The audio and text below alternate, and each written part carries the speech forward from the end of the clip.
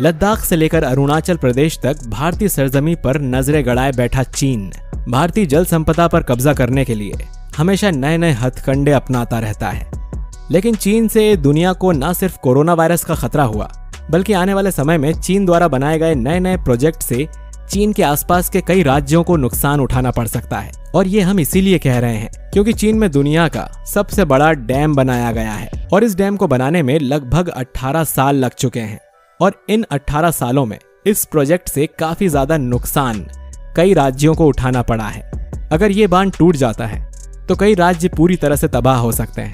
लेकिन चीन को क्या फर्क पड़ता है, उसे अपना वर्चस्व सभी देशों पर दिखाना और जमाना है। और ऐसे में वो यह भूल जाता है कि उसे प्राकृतिक नियम नहीं तोड़ने चाहिए।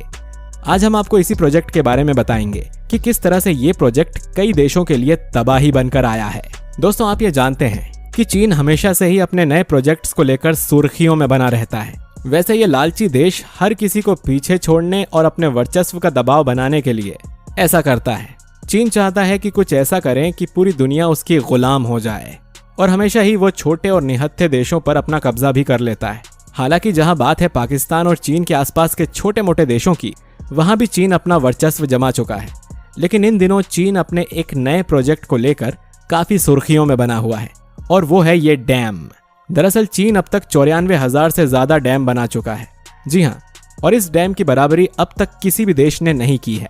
लेकिन इसी बीच चीन ने एक ऐसा डैम बनाया है जिसकी बराबरी शायद ही कोई आने वाले समय में कर पाए, या अब तक शायद ही किसी ने की होगी। विश्व का सबसे बड़ा डैम चाइना का थ्री गॉर्जेस डैम है। ये बांध चीन के ह्यूबेई प्रांत में यांगत्से नदी पर बना हुआ है। यांगत्से नदी दुनिया की तीसरी सबसे लंबी नदी है, जिसकी लंबाई 6,300 किलोमीटर है। थ्री गॉर्जेस डैम बनाने में $37 बिलियन, करीब 2,72,823,00,000 करोड़ रुपए की लागत आई है।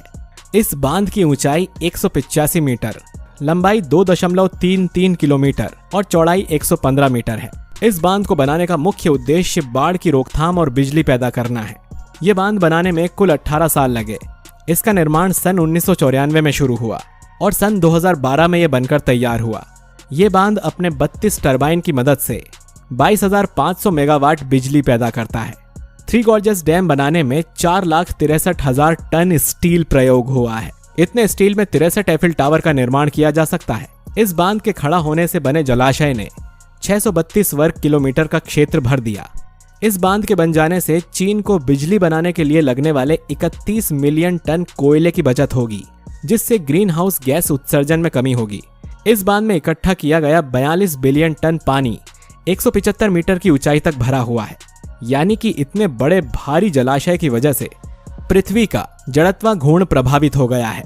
इसकी वजह से पृथ्वी के घूमने की गति कुछ धीमी पड़ गई है। पृथ्वी के घूमने की गति धीमी होने से एक दिन का टाइम 0.06 माइक्रोसेकंड्स बढ़ गया है। मतलब दिन थोड़ा लंबा हो गया है।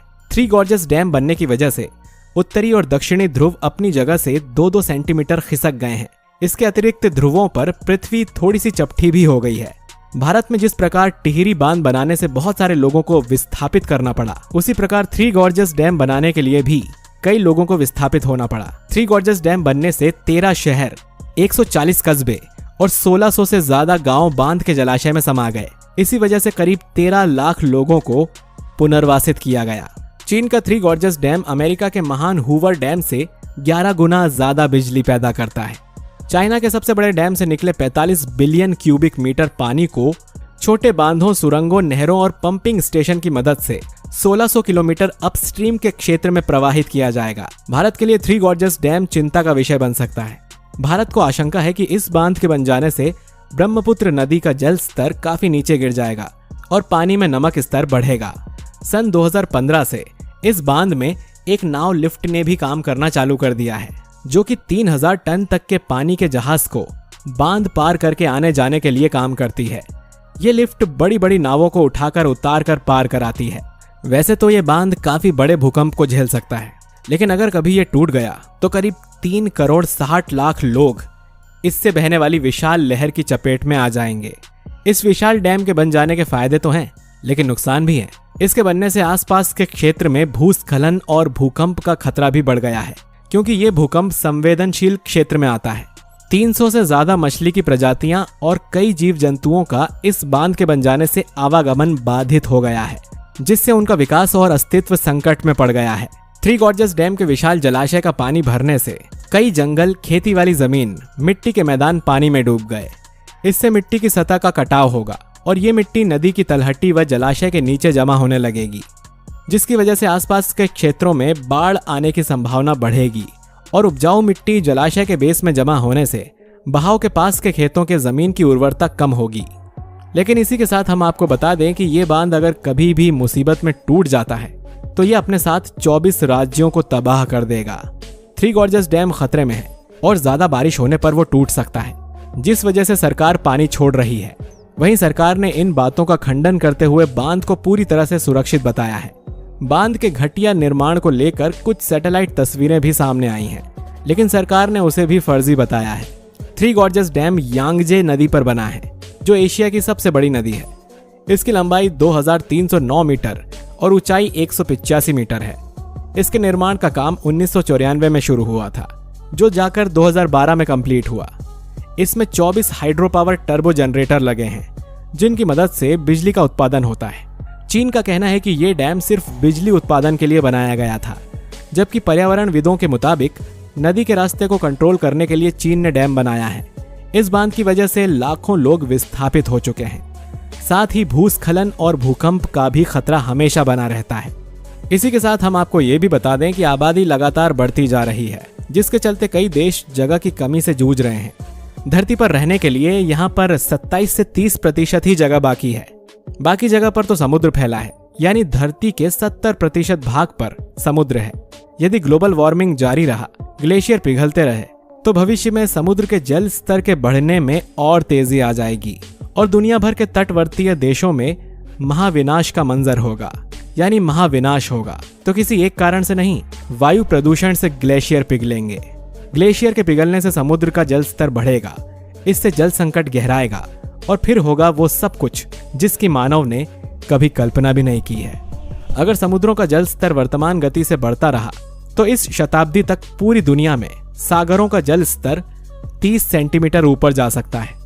ऑस्ट्रेलिया के कुछ शोधकर्ताओं ने पाया है कि 1870 से 2004 के बीच समुद्री जल स्तर में 19.5 सेंटीमीटर की वृद्धि हुई।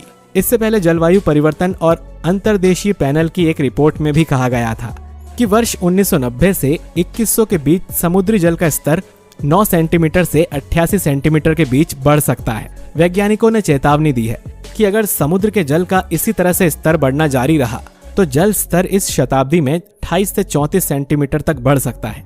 जल स्तर बढ़ने का मतलब होगा नीचे पड़ने वाले क्षेत्रों में आंधी तूफान के समय बार बार बाढ़ आना। धरती का तापमान बढ़ने से समुद्री जल के स्तर में कई कारणों से वृद्धि हो सकती है, जिनमें हिमखंडों का पिघलना और समुद्री जल के गर्म होने के कारण फैलने जैसे कारण शामिल हैं।